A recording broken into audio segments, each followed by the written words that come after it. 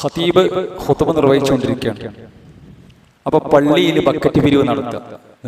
ഖുതുബ കേൾക്കുന്ന ആളുകൾക്കിടയിൽ ബക്കറ്റ് പിരിവ്. അപ്പോൾ ഒരു ബക്കറ്റ് ഒരു സൊഫിന്റെ മൂലക്കിൽ വെക്കും, പിന്നെ ഒരാളിടും, ഇങ്ങനെ കൈമാറി കൊണ്ടു നടക്കുക, അല്ലെങ്കിൽ ഒരാൾ അതായിട്ട് ഇങ്ങനെ നടക്കുക. ഈ രണ്ട് രീതി നമ്മുടെ നാട്ടിൽ കാണാറുണ്ട്. പ്രധാനമായും കാണാറുള്ളത് ബക്കറ്റ് ഇങ്ങനെ നീക്കി കൊടുക്കുന്ന സിസ്റ്റമാണ് കാണാറുള്ളത്. അത് പറ്റുമോ? അതിന്റെ വിധി എന്താണ് എന്നാണ് ചോദിച്ചിട്ടുള്ളത്. ഖുതുബ എന്നുള്ളത് അത് ശ്രദ്ധിച്ച് കേൾക്കുക, മിണ്ടാതെ ഇരുന്ന് ശ്രദ്ധിച്ച് കേൾക്കാനുള്ളതാണ്. ശ്രദ്ധിച്ച് കേൾക്കൽ നിർബന്ധമാണ്, യാതൊരു സംശയവുമില്ല. ഒരാൾ റസൂലുള്ളാഹി സ്വല്ലല്ലാഹു അലൈഹി വസല്ലം പറഞ്ഞു, ഒരാള് ഖുതുബന്റെ ഇടയിൽ സംസാരിക്കുന്നത് കണ്ടിട്ടുണ്ടെങ്കിൽ ഈ മിണ്ടല്ലേ അൻസിത്ത് എന്ന് പറഞ്ഞു. ശ്രദ്ധിക്കണേ, വേറെ വർത്തമാനം പറയല്ല. ഇവർ രണ്ടാളും സംസാരിക്കുമ്പോൾ ഈ സംസാരിക്കല്ലേ എന്ന് പറഞ്ഞു, ആ പറഞ്ഞോന്റെ ജുമാ നഷ്ടപ്പെട്ടു. ഏതാണ് ഹദീസ്? ആ വിഷയത്തിൽ വന്ന ഹദീസ് വന്നിട്ടുണ്ട്. എന്താണ്? മൻ ഖാല ലി സ്വാഹിബിഹി യൗമൽ ജുമാ, ഈ ജുമാ നടക്കുന്ന ദിവസം പിന്നെ ഈ ഖുതുബ ഇമാമു യഖ്തുബു, ഇമാമു ഖുതുബ പറഞ്ഞുകൊണ്ടിരിക്കുക, അൻസിത്ത് എന്ന് പറഞ്ഞാൽ ഫഖദ് ലഗ, അവന്റെ ഖുതുബ, പറഞ്ഞോന്റെ ഖുതുബ. എന്നിട്ട് പണ്ഡിതന്മാർ പറയാണ്, ഇയാൾ എന്താ ചെയ്തത്? ഇയാൾ വേറെ എന്തെങ്കിലും വർത്താനം പറഞ്ഞിട്ടില്ല, അയാൾ ഒരു നന്മ കൽപ്പിക്കുകയാണ് ചെയ്തത്. ഇസ്ലാമിൽ നന്മ കൽപ്പിക്കുന്നതിന് വലിയ പ്രാധാന്യമുണ്ട് സഹോദര. ഖുതുബന്റെ ഇടയിൽ സംസാരിക്കല്ലേ എന്നേ പറഞ്ഞിട്ടുള്ളൂ. അപ്പൊ ഒരു നന്മ കൽപ്പിച്ചോന്റെ ഖുതുബ പോയി എന്ന് പറഞ്ഞു, അഥവാ ഖുതുബ പോയി എന്ന് പറഞ്ഞാൽ അതിന്റെ പരിപൂർണത നഷ്ടപ്പെട്ടു. അപ്പൊ എത്രത്തോളം ഗൗരവത്തോടെ പറഞ്ഞു. മറ്റൊരു ഹദീസിൽ റസൂലുള്ളാഹി സ്വല്ലല്ലാഹു അലൈഹി വസല്ലം പറഞ്ഞു, മൻ തകല്ലമ യൗമൽ ജുമാ വൽ ഇമാമു യഖ്തുബു ഫഹുവ കമസലിൽ ഹിമാരി യഹ്മിലു അസ്ഫാറ. ഒരാൾ ഖുതുബ നടത്തിക്കൊണ്ടിരിക്കുന്ന സമയത്ത് സംസാരിക്കുകയാണെങ്കിൽ എന്ന് പറഞ്ഞാൽ ശ്രദ്ധ തെറ്റി, അയാൾക്ക് ഖുതുബ ഇമാമ് പിന്നെ ഖതീബ് നിർവഹിക്കുന്നു, ഇയാൾ സംസാരത്തിലാണ്. ഇയാൾ സംസാരിച്ചുകൊണ്ടിരിക്കുകയാണെങ്കിൽ അവൻ ഗ്രന്ഥം ചുമക്കുന്ന കഴുതകളെ പോലെയാണ്. ആര്? ഈ സംസാരിക്കണം. ഇമാം അവിടെ ഇങ്ങനെ അള്ളാന്റെ കലാമും റസൂലുള്ളാന്റെ ഹദീസും പറയുമ്പോൾ ഇയാൾ ഇവിടെ സംസാരിക്കുക. ഇവൻ ആരാണ്? ഗ്രന്ഥം ചുമക്കുന്ന കഴുതയെ പോലെയാണ്. കഴുതന്റെ മുകളിൽ എത്ര വലിയ ഖുർആനും ഹദീസും തഫ്സീറും ബലപ്പെട്ട പിന്നെ ഗ്രന്ഥങ്ങൾ വെച്ചാലും കഴുതക്ക് അതൊരു ഭാരമാണ്. കഴുതക്ക് കേവലം ഒരു ഭാരമാണ്. എന്താണ് ഈ പറയണമെന്നില്ല, എന്താണ് ഈ വഹിക്കണമെന്നില്ല. ഒരു വളത്തിന്റെ ചാക്ക് കഴുതന്റെ ശരീരത്തിൽ അല്ലെങ്കിൽ പുറത്ത് വെച്ച് കെട്ടിയാലും അതും ഭാരമാണ്. മനസ്സിലായില്ല? അപ്പൊ ഇദ്ദേഹം ഖുതുബ നടത്തിക്കൊണ്ടിരിക്കുമ്പോ ഇയാൾ സംസാരിക്കുന്നവനാണെങ്കിൽ ഈ കഴുതയെ പോലെയാണ്.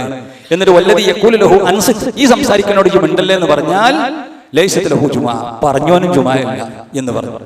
മറ്റൊരു ഹദീസിൽ കാണാം, റസൂലുള്ളാഹി സ്വല്ലല്ലാഹു അലൈഹി വസല്ലം ഇമാം മുസ്ലിം റിപ്പോർട്ട് ചെയ്യുന്ന ഹദീസിൽ, വമൻ മസ്സൽ ഹസാ ഫഖദ് ലഗാ. അവര് റസൂലുള്ളാഹിന്റെ കാലഘട്ടത്തിൽ നമ്മളെ പോലെയുള്ള പള്ളിയല്ല, മണലിലാണ് ഇരിക്കുക.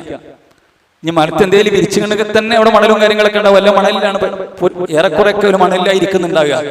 നമ്മൾ കുറെ ഇങ്ങനെ ഇരിക്കുമ്പോൾ ഒരു 10-20 മിനിറ്റ് ഖുതുബയൊക്കെ ഇരിക്കുമ്പോൾ അറിയാതെ നമ്മളിങ്ങനെ വരക്കൂലേ, ഒന്നിങ്ങനെ വരച്ചൊരു കള്ളുണ്ടാക്കി, ഒരു കോളം ഉണ്ടാക്കി, ഒരു ഇതുണ്ടാക്കി, അറിയാം ഖുതുബ ഇഷ്ടപ്പെട്ടു. എത്ര ഗൗരവത്തോടെ പറഞ്ഞത്. അപ്പൊ നിങ്ങളിപ്പോ ഈ ചോദിച്ച ചോദ്യം പണ്ഡിതന്മാരോട് ചോദിച്ചിട്ടുണ്ട്. ഒരു പറഞ്ഞത് പറ്റൂല, ഹറാമാണ്. ഇവിടെ എന്തൊക്കെയാ സംഭവിക്കണമെന്ന് ആലോചിച്ച് നോക്കി. സംഭവിക്കണം എന്തൊക്കെയാ? ഒരാൾ ബക്കറ്റ് നീക്കി കൊടുക്കുന്നു, എന്നിട്ട് ഒരാൾ പേഴ്സിന്ന് ക്യാഷ് എടുക്കുന്നു, എന്നിട്ട് കാശ് തപ്പി നോക്കുന്നു. അതിൽ 100ന്റെ നോട്ടുണ്ട്, 500ന്റെ നോട്ടുണ്ട്, എല്ലാം ഒഴിവാക്കിയിട്ട് 5 രൂപയുടെ നോട്ട് എടുക്കാൻ വലിയ പരിശ്രമം. അങ്ങനല്ല, തമാശ പറഞ്ഞാണ്. ഖുതുബ നടക്കുകയാണ്.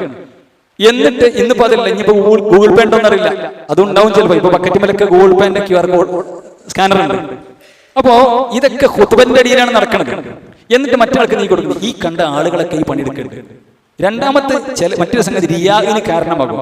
ഇപ്പൊ ഞാനിങ്ങനെ ഷായറിനൊക്കെ നീക്കി തന്നു, ഞാനൊന്നും കൊടുക്കാൻ ഉദ്ദേശിച്ചിട്ടില്ല. അപ്പൊ എന്റെ മനസ്സിൽ ഇപ്പൊ ബലക്ക് കാണുകയാണല്ലോ, ഖതീബാണെന്ന് നോക്കണുണ്ട്, അങ്ങനെയൊക്കെ ഉണ്ടാവുമല്ലോ. ചിലപ്പോ ആ ഖതീബിന് കൊടുക്കാനുള്ള ടീ ആയിക്കാറ്, ആരെ കൊടുക്കാത്തത് ഇയാൾ ഇങ്ങനെ നോക്കുന്നുണ്ടാവും, അങ്ങനെയൊക്കെ ഉണ്ടാവും. ഇതിനൊക്കെ എന്താ കാരണമായത്? ഈ ഒരു 2-3 മിനിറ്റ് ഒരു പേഴ്സ് എടുക്കാനും പേഴ്സ് തപ്പാനും ഇടാനും നീക്കി കൊടുക്കാനും എന്താണ് കാരണമായത്? അതിന് വേറെ സംവിധാനം നോക്കുന്നല്ലാതെ. എന്നിട്ട് ഇത് ഇടുണ്ടോ, ഞാൻ ഇടാത്തത് ശ്രദ്ധിക്കോ, ഇടാൻ ഞാൻ എന്താ വിചാരിക്കുക, ആ ഇടല് റിയാഅ്. ഓലെ പിന്നെ ഇടാതിരുന്നാലും എന്താണ്, ഇനിയിപ്പോ ഞാനിപ്പോ അങ്ങനെ ഇട്ടിട്ടുണ്ടെങ്കിൽ മറ്റുള്ളവർ കാണുമ്പോ റിയാവില്ല, ഞാൻ ഇടണില്ല എന്ന് വിചാരിച്ചാലും റിയാവും, അതും പ്രശ്നമാണ്. അപ്പൊ ഇത് വല്ലാത്തൊരു ഇതുണ്ടാക്കും. എന്ന് മാത്രമല്ല ഖതീബിന് ഇത് പ്രയാസം ഉണ്ടാക്കൂലേ? ഖതീബിന് ഞാനൊരു പ്രസംഗിക്കുന്ന ക്ലാസ് എടുക്കുന്ന ആൾക്ക് അറിയാം, നമ്മൾ കാര്യമായിട്ട് ഒരു പോയിന്റ് പറയണം, ഒരു കാര്യം പറയണം. നിങ്ങൾ ഇങ്ങനെ നീക്കി കൊടുക്കുക പൈസയുടെ, നീക്കി കൊടുക്കുക പൈസയുടെ. ചിലര് അവിടെ വെച്ചിട്ടുണ്ടാവും. അപ്പൊ നമ്മളൊക്കെ അവിടെ നടക്കണ ഒരു വാക്കിയിലെന്താ ഇപ്പൊ നിങ്ങളെടുത്ത സ്ഥാനത്ത്, അപ്പൊ നിങ്ങൾ ഇടാൻ ഉദ്ദേശിച്ചിട്ടില്ല. അപ്പൊ മറ്റോ ഇടുന്ന് അറിയില്ല, ഞാൻ ഒന്നുമില്ല.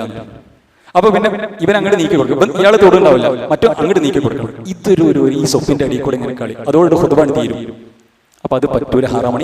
ഈ സംഗതിന്റെ പണ്ഡിതന്മാർ ചോദിച്ചിട്ടുണ്ട്. ഒരു പണ്ഡിതന്മാർ പറഞ്ഞത്, ഒരു സാധുവായ മനുഷ്യൻ വന്ന് ഇമാമിനോട് നേരിട്ട് പറഞ്ഞു, ഖുതുബന്റെ അവസാനത്തിലോ ഖുതുബയിലോ, ഞാൻ ഇന്ന സ്ഥലത്ത് നിന്ന് വരികയാണ്, ഞാൻ ഭക്ഷണം കഴിച്ചിട്ടില്ല, ഇല്ലാത്തവനാണ് എന്ന് പറയും. ഇമാമ് പറയാണ് അയാൾക്ക് എന്തേ കൊടുക്കുന്ന നമ്മൾ കൊടുക്കാം.